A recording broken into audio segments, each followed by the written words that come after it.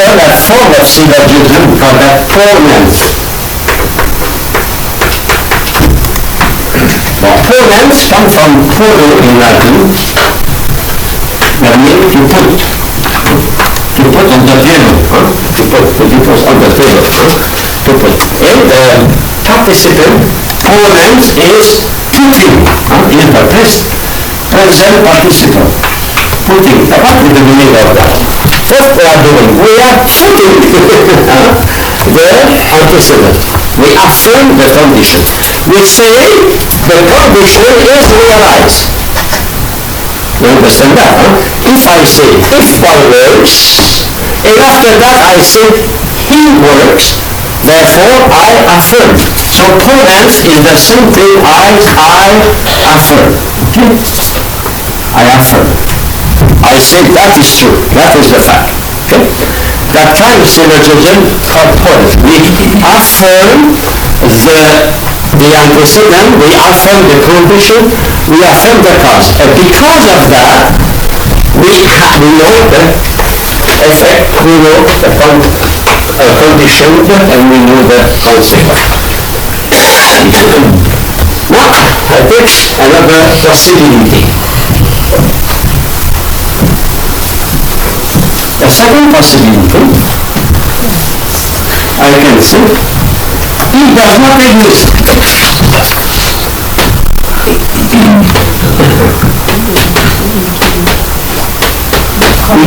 exist. He does not exist, therefore, he does not work, no? It's not necessary to have a doctorate to affirm that. If he does not exist, it doesn't work. That means if you deny the effect, if you deny the consequence, if you deny the condition, and the same word of denying is the tilde. The tilde in Spanish, you know that, tilde. No, ten piedad.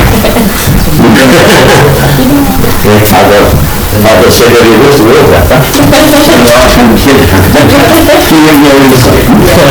Okay, if I deny Q, what will happen? I will deny P. So I deny. Now, here, the minor is not affirming, the minor is denying. It is a negation. I don't affirm, I deny. We call that in logic tolerance. Tolerance means to take off. Take and take off. And when you say in Latin, I use daily, qui formis peccata mundi, which Reynolds. What do you say? I use the Lamb of God or takes away. The name is not there. We take off. Instead of putting the affirmation, we take off the affirmation. That means we deny. We deny. If suppose I say yes, after that I put my vote no. That I tolerate, I take it away from the table, from the box of votation. So I deny. So that is tolerance. So when we deny the consequence, when we deny the condition, when we deny the effect, we deny the antecedent, the condition, and the cause. So if I deny the effect, I deny the cause. If there is no effect, therefore there is no cause. Common sense may try with idea Watson. I shall call them idea Watson. It's logic. Okay. So there are only the two modes that are valid in hypothetical syllogism. Tolerance and tolerance. Affirming the cause or the antecedent or the conclusion, or denying the consequence. Okay? Now we will try the two other things. So that is the valid form. Two valid. The other are invalid. But if I suppose that they are invalid.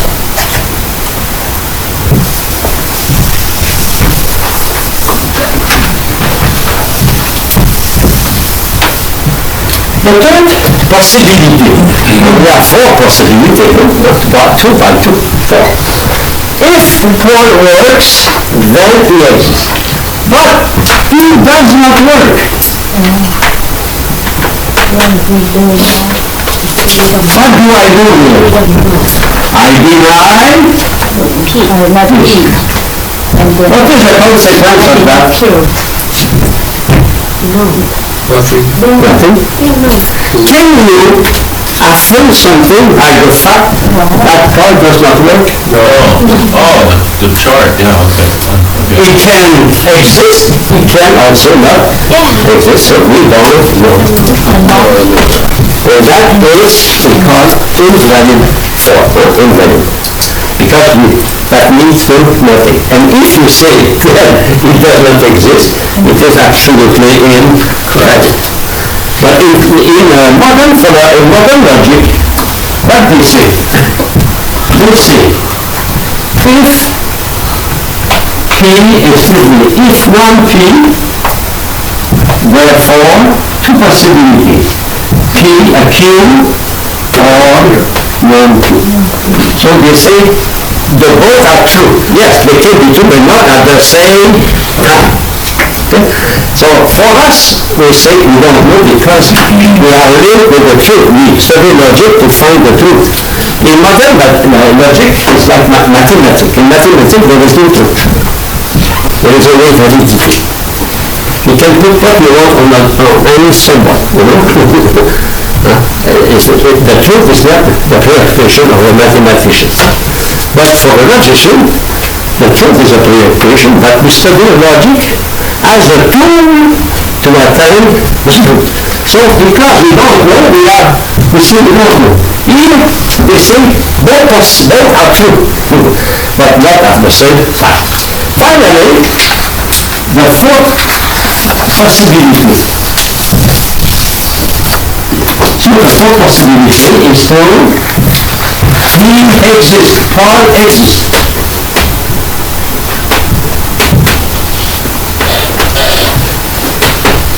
So I affirm Q. If I affirm Q, can I affirm he works? No. He can sleep, he can play soccer, he can study logic. Of course, study logic is to work. So we don't know. But for modern mathematics, you will see Q is implied by P or non-P. That means the two are possible. P or non-P. If you understand that, you can settle all the problems. That is not difficult. And every time you have a problem, an exercise, don't forget. The first if P, and then is Q. And you have four possibilities. No? Okay? The first possibility is follow. First, summarize that here.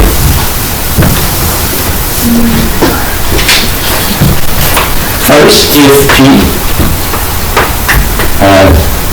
then Q. Okay?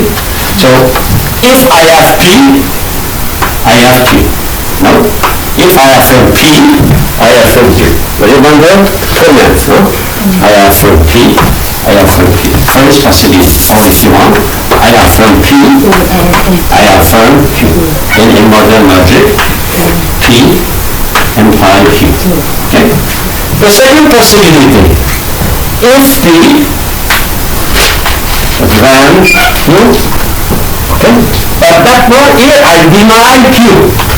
I deny P. So I deny Q. So denying Q, I deny P. Okay? That is the second possibility. I deny Q, I deny P. The third possibility, if if P then Q, but I deny P. What happened? I don't know. We don't know. That is okay. So I deny P. I don't know P. So two possibilities in modern Q or non-Q. And finally, the last one.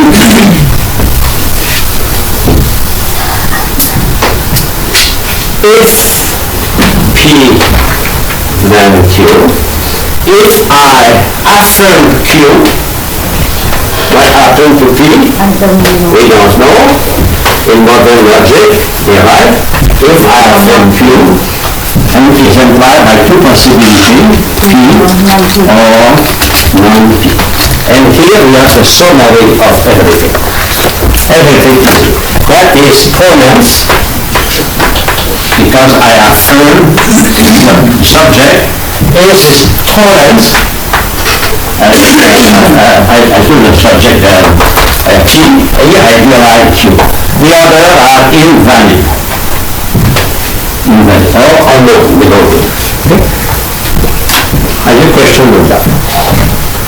Master that, I guarantee you settle everything. Okay? Now, well, sometimes be careful. Here it is written, if B, then Q. But sometimes they are right. Huh? For example, one mother say, if you eat your soup, you will have ice cream. She can say, you will have ice cream if you eat your soup. The position is not important. Huh?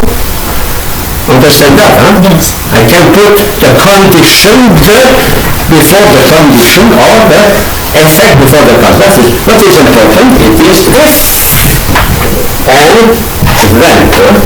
Sometimes in English also they use when. When.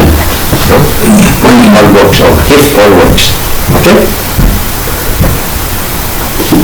That is essential. Master that, I guarantee you will have no problem after that. Now, another thing. When you study hypothetical syllogism, remember what was the link between the major and minor, we call premises, and the conclusion? What was the logical link? The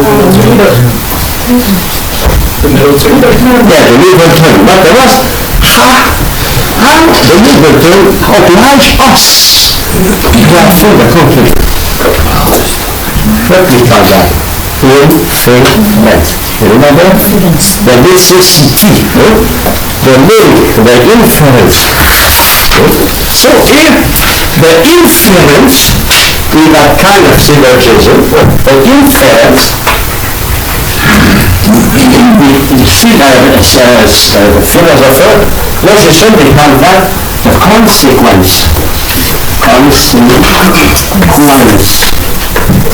Not consequence, consequence. The consequence is the inference, is the logical necessity to affirm the conclusion. And the consequence is not on the paper. The consequence is in your mind. It is the insight, the insight. You understand the link or you don't understand it. For example, I can write 5 plus 3 equal 4 multiplied by 2. If you understand, you have the inference. The mix of bodies. If you don't understand, you don't have the inference. You don't have the insight. So here, the inference or the insight or the understanding of the necessary link between the premises and the conclusion is called consequence. So the difference between consequent and consequence. Consequence is the inference, is the insight. You understand? That is it. It is so true that I told you, in English mathematics, English geometry, you make an experimentation in front of the student. Someone, they see the logical link, and someone, they are like fish in an aquarium. They open their eye, but they see nothing. That means the inference is it is the psychological, if you want, part of the reasoning, because you reason with your mind. It is your mind that sees, that crafts. There is a necessary link between the two premises and the conclusion. It is your intellect or mind that you see the link here to have fun and the link here to deny. That is the consequence. Okay? Well, we have many examples. I give you many examples to help you to understand it. For example, if you want to become a deacon on next page, page 78, if you want to become a deacon, you must study theology. So we are, first, you want to become a deacon. You are from P, therefore you are from Q. So you must study theology. The second point, you don't study theology. Therefore, you don't want to become a deacon. We have the two valid pronouns and pronouns. Okay? Now, the two other invalid. You want to become a deacon, but you may, you are from the effect. Yes, you study theology. If you study theology, is it necessary to become a deacon? No, you can become a teacher. In fact, many sisters, many women, many people, they study theology.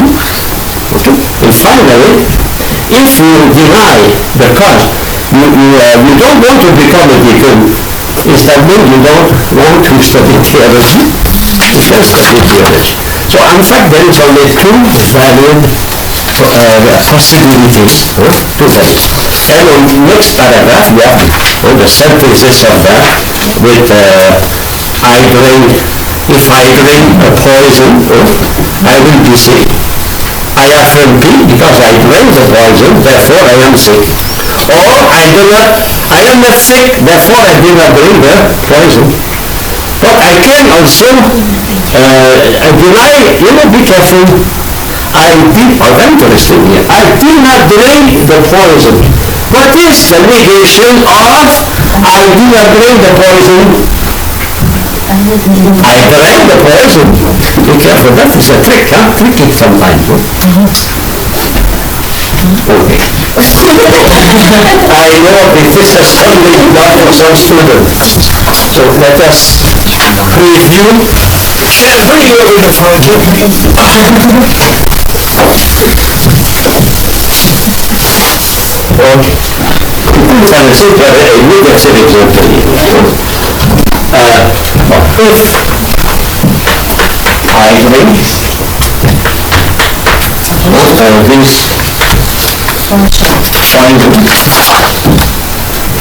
I will be sick. You don't see that kind of poison can be very sharp. Okay, I drink this poison. If I affirm P, I affirm Q. And then if I drink the poison, I will be sick. If I'm not sick, I am sure I did not drink the poison. Okay? Now, the third possibility. I did not drink the poison. I did not drink the poison. Therefore, I will not be sick. No. I can be sick for another reason. So I know. No. And finally, if I affirm I am sick, can I say it is because I drank the poison? No. Is that difficult, my dear student? Yeah. It's very easy. Sometimes, when we say in French, they make a mountain with a mouse. The mouse become a mountain. Okay. Really have the synthesis of everything. But one exception. one exception on page 101, 101. On that exception, in fact, it is easy to understand because it is the field, in fact, of definition. And for example, if you say, if it is a man, it is a rational animal. Of course, it is the same thing. I can say also, if it is a rational animal, it is a man. In that case, they are coterminous. In fact, they are the same thing. So that is not a real syllogism. So and that exists only for what is essential. You remember, subject and predicate. When the link, what is the link? We call that, remember? Predicable. When the link is essential. When is the link essential? When it is a use specific element or species. And also we can consider also the property. Because the property flows from the specific difference. Okay? So when we have that, we can, the four possibilities are good, but that is a special case. In fact, it is a case of identity. They are identical. Now I go to 1.2.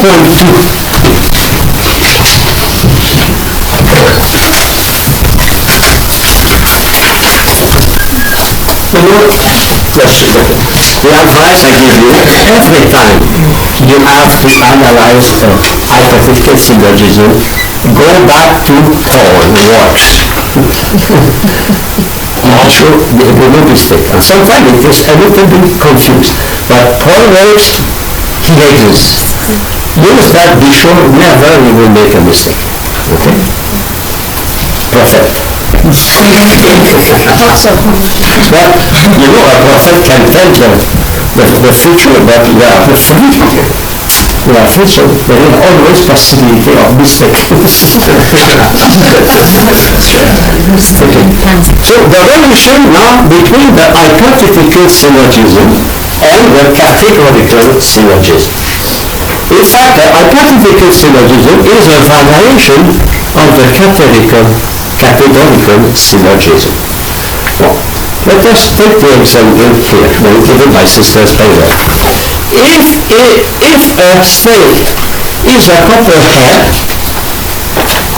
it is poisonous viper. So if P is snake is a copperhead. Next, the copperhead is a poisonous viper.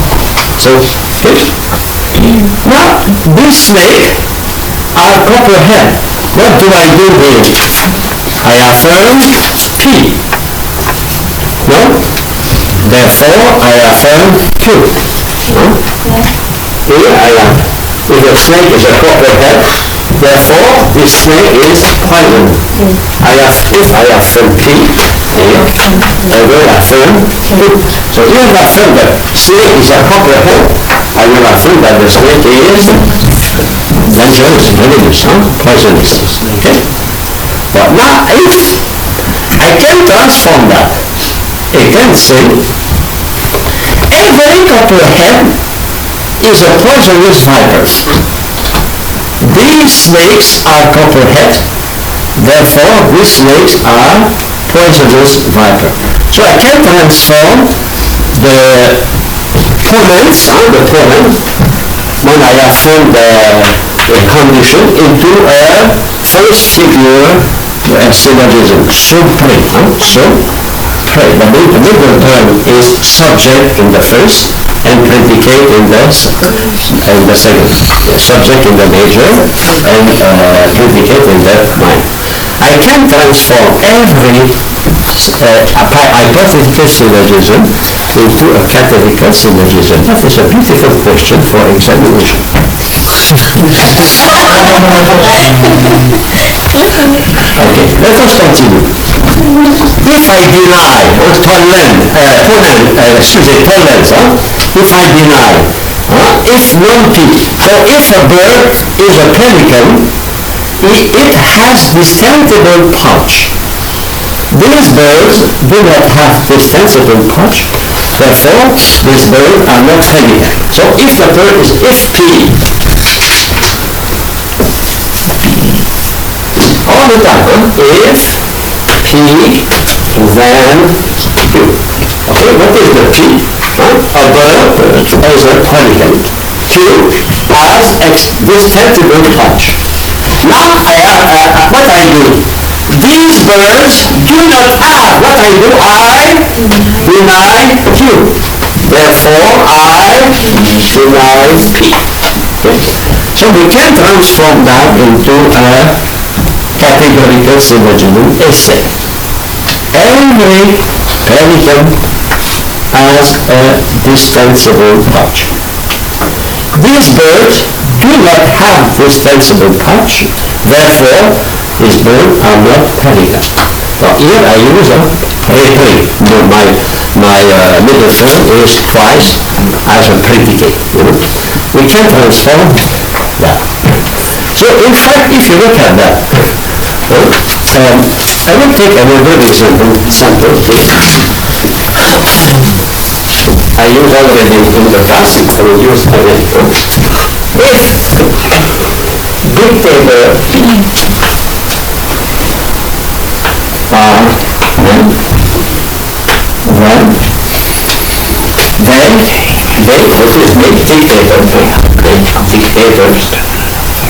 are water. Okay. So that if P, then Q. Now, if I say they are mortal, they are mortal. You are forming here? Excuse me, they are not. They are men. I affirm they are men. I affirm it. In fact, dictator, they are men. Therefore, I affirm they are mortal. Okay, that is in a hypothetical presentation. But I can transform that. What is the difference between hypothetical and categorical? Hypothetical is based on hypothesis. Categorical is based on a fact. Because truth is the conformity to the fact, to the reality. That is the distinction. Here, the hypothesis is if they are men, and in the other, they are men. You don't say if. So I can say all men are mortal.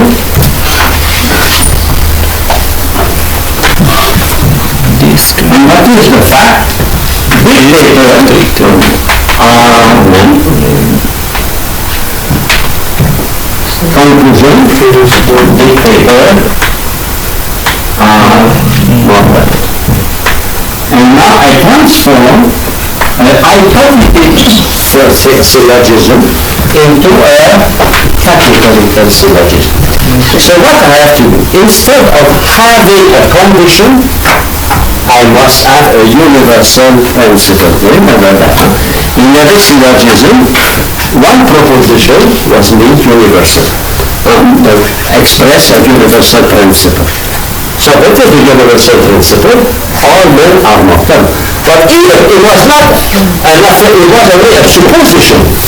Here we affirm that as a categorical. Category means I affirm. The distinction is here. It is based on supposition. If here we affirm, they are mortal. Men are mortal. Okay? So I transform dictator are men, and what I, in fact, that is the conclusion. The conclusion is here. Dictator are mortal. And here dictator would be the subject. So What will be that here? The military. It is similar to what we studied before. These children are sick because they ate too much chocolate. Okay? So what is the conclusion? Too much chocolate. The conclusion? These children are sick. Why? Number two. So here, what is the conclusion? The conclusion is therefore, dictators are mortal. It's interesting, we don't say therefore here, we say then. But here, we say therefore. It's a distinction, no? Therefore is used when you affirm the strategy. Then, it is when we affirm in the hypothetical. It's a possibility. Now, we use that conclusion here. It's the same conclusion. Dictators are mortal. Dictators are mortal. You have the legal term. So, what you have to create a universal principle. You see the technique? In fact, we compare hypothetical syllogism to a categorical. Both of them are the same conclusion. But in this case, the conclusion is conditional. It's conditional. It's a condition. Here it is a fact. It is a certitude. It's not. It is a certitude. Here it is not a certitude. It is a possibility. Hypothesis never affirm the certitude. If there is hypothesis, it is one example. Yesterday was election in the United States, a time of election. On Monday, the polls, they say, if the Republican win Colorado, etc., we will be in majority in the Senate. If hypothesis. Today, what they say on television, they don't say if. It was a supposition 2 days ago. Now it is a certitude. Why? Because here it is a fact. Categorical syllogism are founded on facts. Hypothetical syllogism are supposition. And that is very important because it is the way science proceeds. Science proceeds here. They make experiences, hypothesis, theory. And finally, when they are absolutely sure, they become I give an example. For many years, we worked on aspirin. Aspirin. For the years and the year. Finally, they are so sure now, it's universally accepted in the whole world, in China, in India, everywhere they sell aspirin. Now it is so we can say, if aspirin is efficient, use it for your headache. Okay? So aspirin is efficient, therefore use it for your headache. That is hypothetical.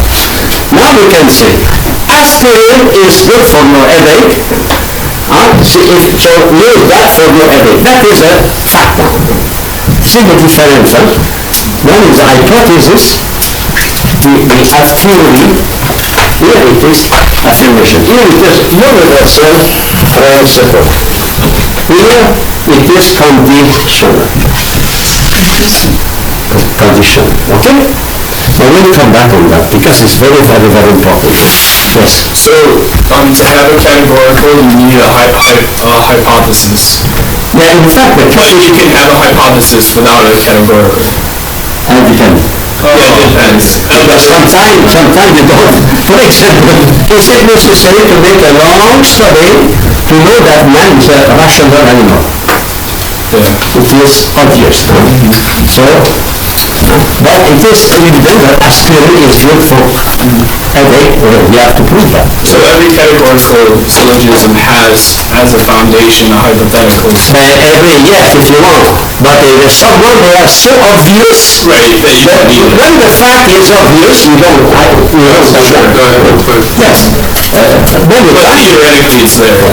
In fact, when the thing is obvious, is a fact, we don't. For example, if I have 17 students in my class, I will prepare 17 papers for the game. Do I do? No, I have 17. Therefore, I prepare, I am not obliged to say if I am. And the fact is there. But if I go to the secretary and ask the secretary to print, she will say, oh, Father, I did not say, maybe. So if you have 17, I will print 17. For her, the secretary will be hypothetical syllogism. For me, it's not hypothetical, because I start from a fact. Here we start from an hypothesis, a supposition. We suppose. I suppose. In fact, most of the time, police, for example, if a policeman is in fact, is taking his hamburger at McDonald's, and he goes to the window, and you see a man stabbing another man. Does he say, oh, if? No. But 911, we call and the police arrive and we see the man stabbed there. So he say, if it is that man, or if that, we make many hypotheses, because we are not in front of the fact. But we are in front of the fact, we don't make hypotheses. Okay? At the end of the class, second part, I'm going to explain that in detail. Okay? That is very, very important. You have any option?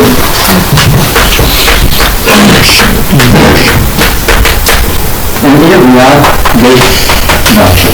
Okay? But I will come on that after. I go to page 21.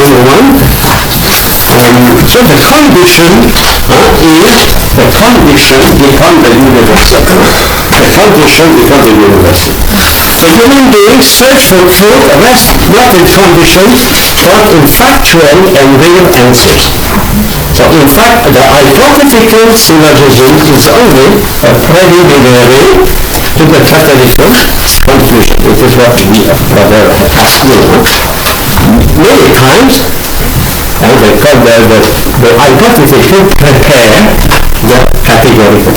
Aspirin was hypothesis for a long time, now it's a fact. Everybody accepts aspirin is used to, okay? Remark, page 102. One should know that in a conditional syllogism, the antecedent key correspond to the subject in the categorical the subject in paper, and the consequent correspond to the predicate. I mean, in the consequent you have the predicate, excuse me, the predicate, and you have the subject, and in fact the middle term will be in the hypothesis. The middle term in the trick is always the same. Begin always by the conclusion. Conclusion. Identify the subject and the predicate. Identify the subject and the predicate. And after that, you can arrive to a conclusion. But this dictator are mortal. Dictator are mortal. Therefore, now dictator are mortal. What is the middle term? It is the third one. The third one. Is the reason why always begin is not the creation of the world. Use this to find a conclusion. Subject, predicate. You look at the other the third is the middle term. And we try to have a universal principle, including the middle term. And the best is to put the first and the middle term are subject and the object. Simple. So we have the example here. If these synonyms are taught by a bishop, I will give you one or two other examples. Not even that, but are called by if they are called by a bishop. So what is the conclusion? Seminarian will be ordained. If they are called by a bishop, they will be ordained. They are called. They are called by a bishop. Therefore, seminarian will be ordained. Transform that. All those who are called by the bishop will be ordained. This seminarian are called by the bishop, therefore, this seminarian will be ordained. So what you are find the conclusion? Conclusion is this seminarian will be ordained. Okay? Now, the twofold operation of the hypothetical syllogism. The first we saw opponents when we affirm and tenants. But before that, I will give you some other examples to understand that.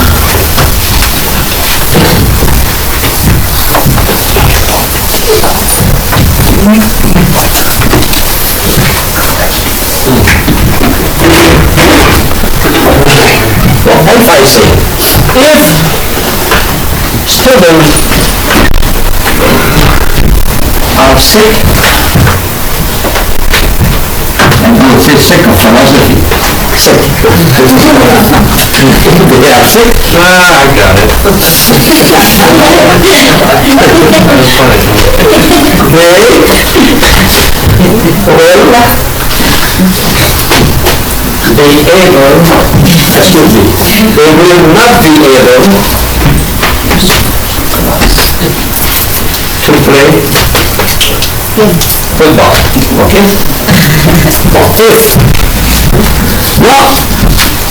If I say they are sick, I often think they are sick. So students are sick. Then they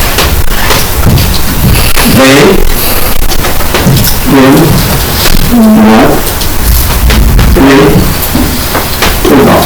Okay? You understand that? I affirm P, therefore I affirm Q. Now I want to transform that into a categorical syllogism. So what will be the conclusion? What will be the conclusion? What is the conclusion here? Those who are sick, students are sick. What is the conclusion? They will not play football. So these students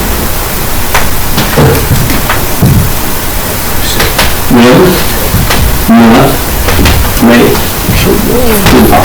Okay. What will be the major and the minor? What is this student here? What is the function of student? Subject. And in predicate. We will not be playing football. Okay? Now, look at that. What is the subject here? Student. Student. And what is the predicate? Play football. Able to play football. Okay? What is the middle term? Sick. Middle term will be so I have to create a major, universal major with sick. And that's predicate. So what can I say? Every people are sick. Whoever is sick will not be able to play football. No? Yeah. Whoever is sick, what is that? Is that able and able to play football will be the predicate here. Well, excuse me, will not be able. So whoever is sick will not be, or if you want, we can say nobody is sick, no one sick. No one sick, or no one person sick, or no sick person will be able to play football. The minor now. So, this student sick. In the other term. The middle term is distributed, here is undistributed, the predicate is distributed, conclusion, the predicate is distributed, the subject is undistributed or distributed. So we are like a sentence, hypothetical and categorical. So it is an exercise you can do. I will ask probably. Did you put a marking that these students are sick, right? Yes, these students are sick. And these students are sick. Yes, the one.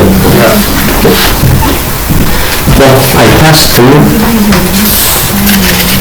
But there is something important in what we studied before. If P, then Q. You are field P, you are field Q. Okay? That is valid. That is valid.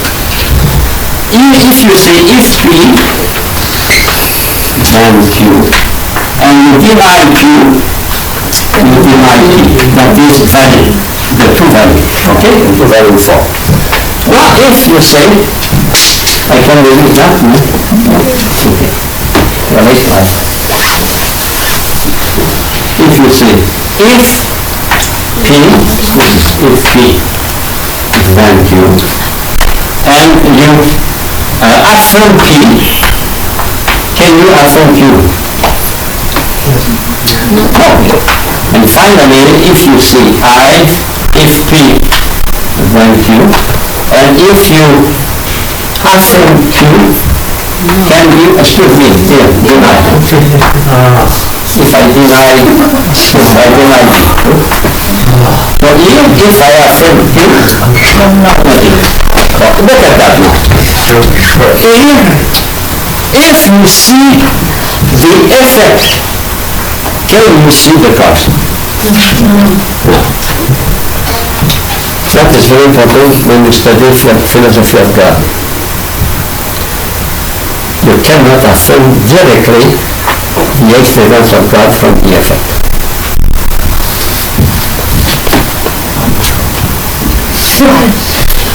That is dangerous, but I say that is logic. I cannot start directly from the effect to affirm the cause. The policeman cannot arrive and see a dead man and say, oh, it's your will killing me. If you have no proof. No proof.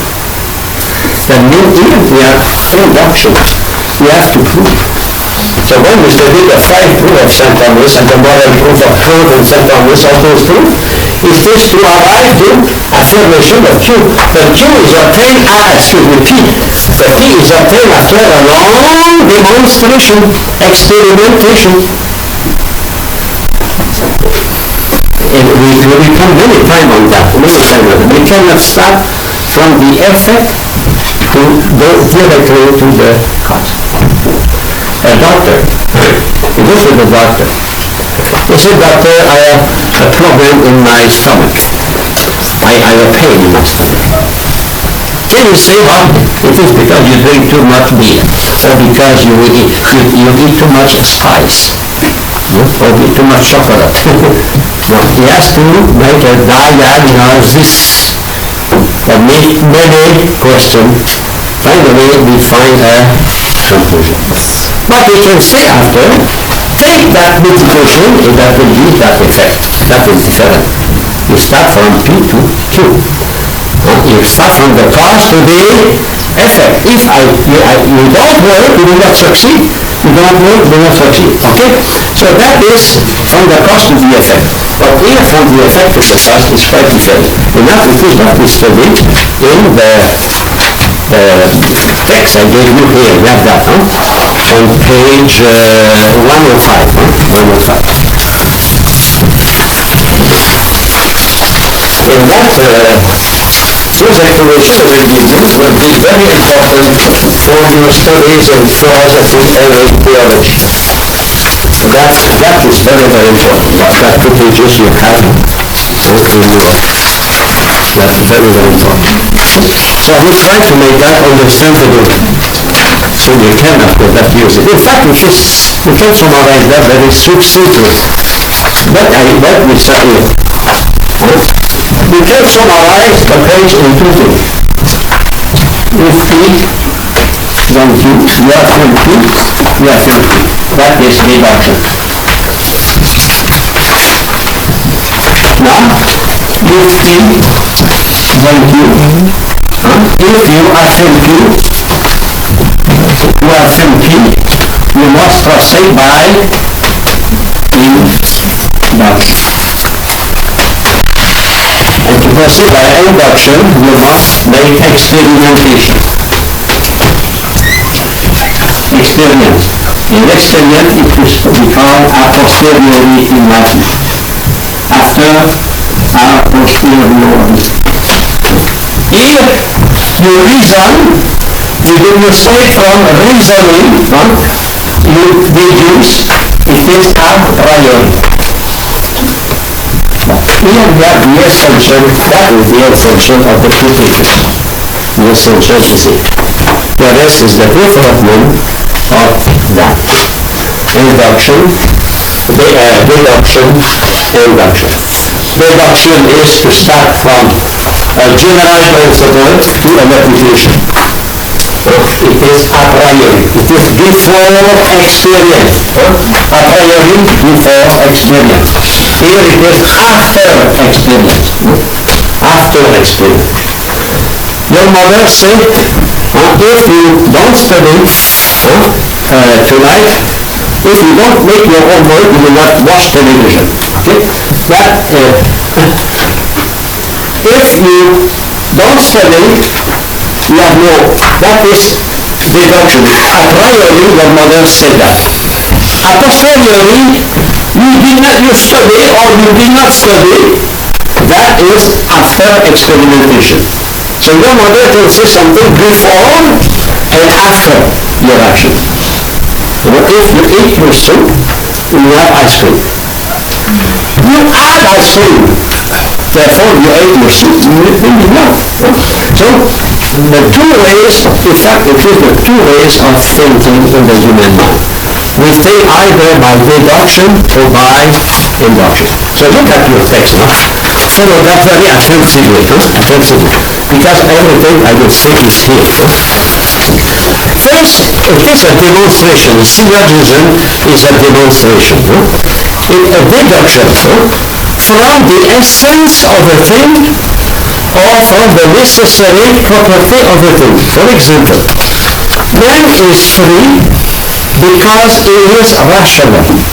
So I start from the essence of man, animal, rational animal, rational, and I deduce the capacity of being free.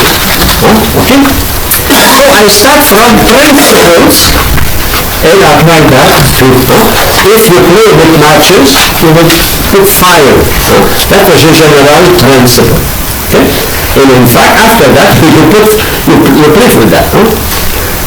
Now, it is a priori. That means before experience. An a priori demonstration is a legitimate argument from evident a priori, and it is evident premise from something prior in nature or in time to the being in the for example, the demonstration from cause to effect. In fact, from the cause, I go to the effect. You drink 12 beers, you have a big headache the day after. Okay? From the cause to the effect. From the form to the property. You are rational form, therefore you can talk, therefore you can laugh, therefore you can will, etc. Or if you want, from P to Q. If I have from P, I go to Q. If I have from P, therefore, I have from Q. From the spirituality of the soul to its immortality. So I start from a universal principle, or from the cause, I go to the effect. From the human intelligence to man's capacity to laugh. That is a priori. It is not necessary, it is because I understand the essence of a thing, I arrive to affirm. For example, a triangle, I know that is a triangle, I can affirm a triangle as 3 angles and 3 sides, you know. That is a priori, a priori. We call that also in Spangler proper could demonstration. Well, what is important is what follows. As long as the subject and the attribute are convertible, there is proper could demonstration. For example, a triangle is a three-sided and three-angle figure. I can say a three-sided and three-angle figure is a triangle. That is, we call demonstration proper could. In fact, both are, a man is a rational animal, a rational animal is a man. Okay? I continue. God is the infinitely perfect being, or the infinitely perfect being is God.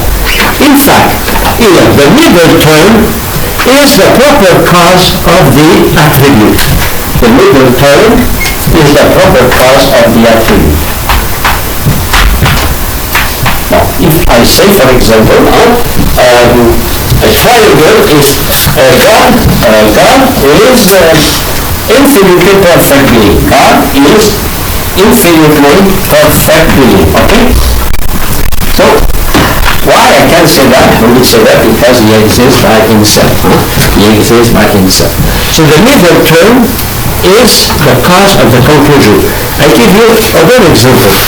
For example, man, a human soul is immortal. The human soul is immortal. Why? Because it is incorruptible. So the incorruptible, the middle term is the cause of the immortality.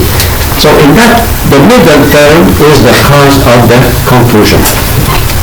For example, dictator are mortal. Why? Because they are men. So the middle term is men, and the fact they are men is the cause of the fact they are mortal. So in that, the middle term is the cause of the predicate. In that case, okay? If I say, for example, God is creator, God is the creator. Why? Because he is omnipotent. So the omnipotence of God is the cause, if you want, is the cause, is the explanation of the God is creator. Okay? I continue. Now, it is that kind of syllogism is anarchic. We don't add something to the subject. When I say God is a creator, do I add anything to the subject God? No.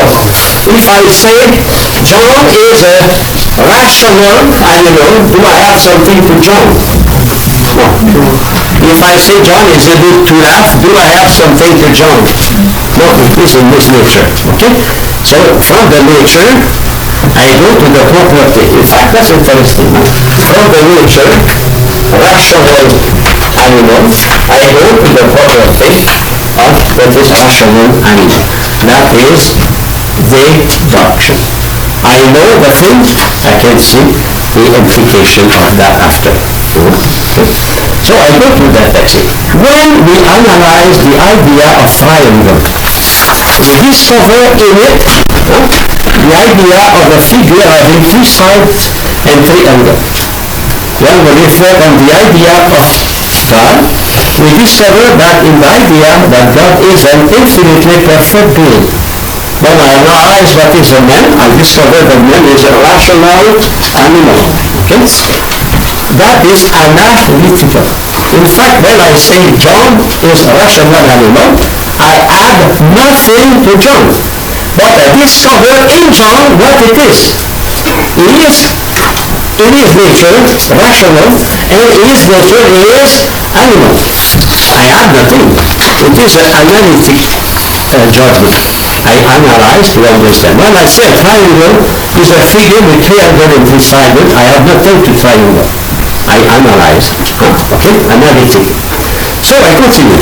This predicate adds nothing to the subject, but only expresses what it is already there. For example, I say God is just, I add nothing to God.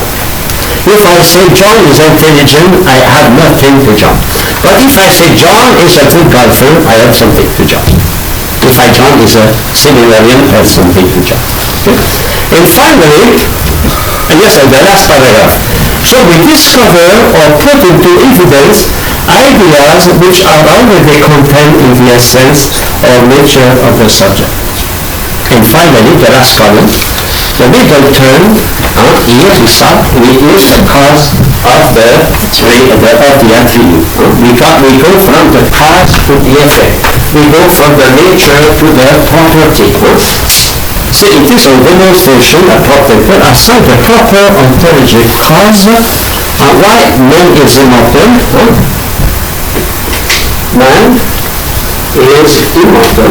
Why? Because the term is incorruptible. Because it's incorruptible, it is immortal. So we analyze in fact we have the thing.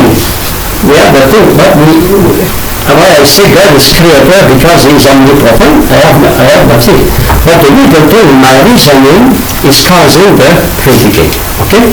So continue. Middle term of an attribute's inherence in the subject. That means the attribute is already in the subject. When I say, for example, God is just, John is intelligent, the intelligent is in John. And when I look at John, I discover he is intelligent, he is a will, etc. He is intelligent. I discover it is already in. I say God is merciful, I discover the mercy in God. I have nothing to that. When I say triangle at three sides, I discover the three sides in the idea of triangle. Okay? So the human soul, I go now to the second here. That is the induction now. Induction is based not on rational reasoning, but experimental reasoning. Experimental demonstration. Induction. So it is from the effect, from Q to P. From the effect Q to P. That is induction. Given through experience. For example, the proof of the existence of God. I can prove directly that exists because I see the moon and the sun. Okay? From facts to general principles. From the sensible order to the intelligible order. From many experiences with aspirin pill to the conclusion that aspirin is a universal remedy for headache. In fact, nature is in my mind, if first is not in my senses.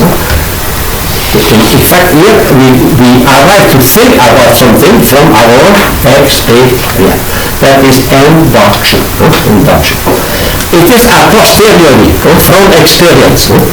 It is a legitimate argument for evident a posteriori experience. For example, from the premises that are known, then the conclusion through the premises are effects posterior in being in time to the cause.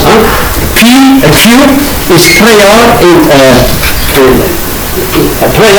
I know the effect before I know the cause. I know, for example, the defective is, he knows about the dead body before he knows the cause of the death of the body here. Okay? It is the effect, if the effect is not adequate or convertible. Here I cannot say John is a golfer and golfer is John. I can say John is a rational animal, but I cannot say John is a golfer and a golfer is John. Because John is one among the golfers. That here is not convertible. That means what I discover, I cannot apply that to everything. So that is a posteriori demonstration. We start from experiences to affirm something universal. But we have to start from experience. I cannot affirm that tiny line is good.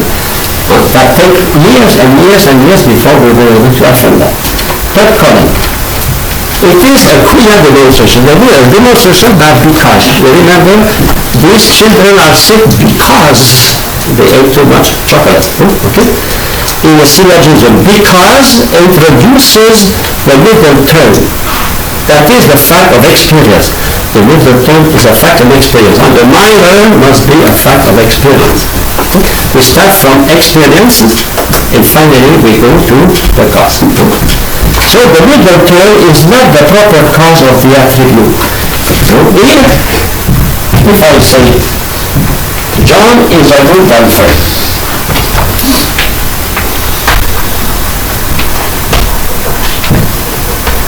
because he won 10 trophies, 10 medals, for example. The middle term is, why did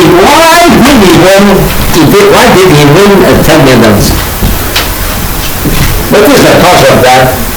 It is the predicate. The predicate is the cause of the middle term. In the other case, when I said God is creator, so the omnipotence of God explains the power of creation. So the middle term is the cause of the effect. Here it is the predicate, which is the cause of the middle term. That is the difference. If I say, for example, students are serious or are successful, okay? Why? Because they have A plus.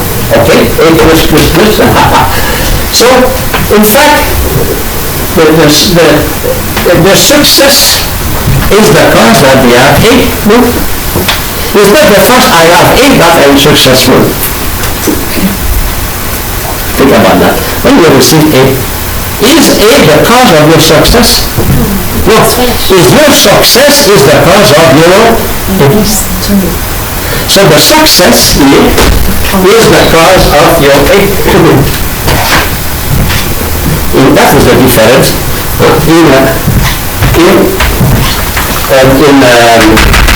In induction, the predicate is the cause of the middle term. In deduction, the middle term is the cause of the predicate. So then we should think about that. I'll stop here. Next chapter we take it that way. But try to understand those two stages. They are logic, but they are also philosophy of nature. They are also philosophy of God, and they are also metaphysics. But that is a tool for you. So what the teacher will explain that in another class, the most second primary, the most second posteriori, induction, you will know at least the essential. Okay? Thank you.